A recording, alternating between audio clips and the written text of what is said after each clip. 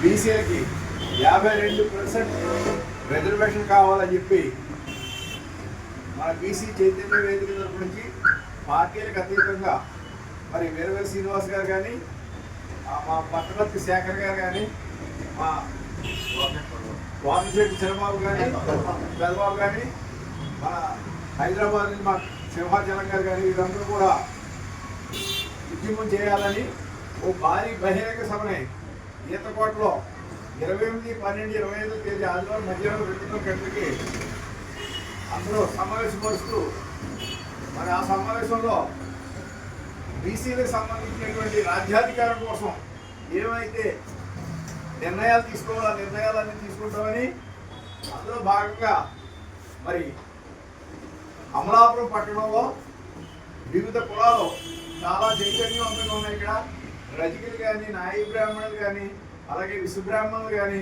ఇలాగ ఎన్నో కులాలు, మత్స్యకారులు కానీ చాలా ఉత్సాహంగా బీసీ ఉద్యమాల్లో పాల్గొంటున్నారు.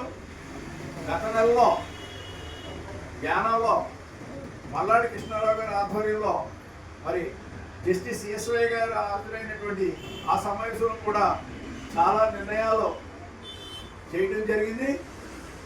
ఆ ఏజెండాని కేంద్ర రాష్ట్ర ప్రభుత్వానికి పంపాలని కూడా ఆలోచన చేశారు. ఈవేళ బీసీలు అంటే కేంద్ర రాష్ట్ర ప్రభుత్వాలు కులగణన జనగణన చేయడానికి తాత్సారం చేస్తున్నాయి.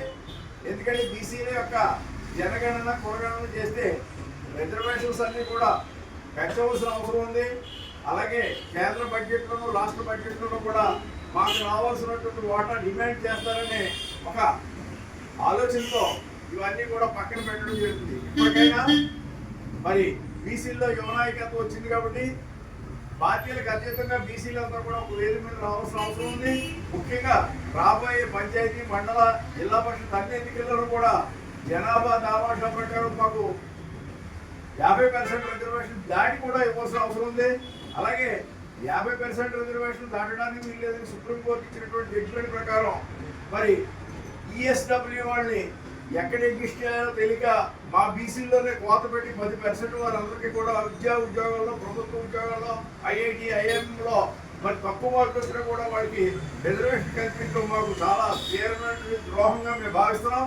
దీని మీద రేపు మేము తీర్మానం చేయాలని అనుకున్నాం. అలాగే రాబోయే పంచాయతీలకి, మండలాలకి, ఎమ్మెల్యే ఎన్నికల్లో దామాషా ప్రకారం మా బీసీలకి 50% పైన 60-70% మాకు రిజర్వేషన్ వర్తింపు చేసేలా చేయవలసింది. అలాగే ఇంతవరకు కులగణన జనగణనలో రానటువంటి సంచార జాతులన్నింటినీ కూడా తక్షణం కులగణనలో తీసుకొచ్చి వాళ్ళ రేషన్ కార్డులు, ఆధార్ కార్డులు, అలాగే వారికి మెడికల్గా వారికి ఇచ్చేటువంటి బెనిఫిట్స్ కానీ, ఎడ్యుకేషనల్ ఫెసిలిటీస్ కానీ, హాస్టల్స్ కానీ తక్షణం కట్టి మాకు ఈ పేదరికం నుంచి విముక్తి చేయవలసిన అవసరం ఎంతైనా ఉందని ప్రభుత్వాలను తీవ్రంగా హెచ్చరిస్తున్నాం.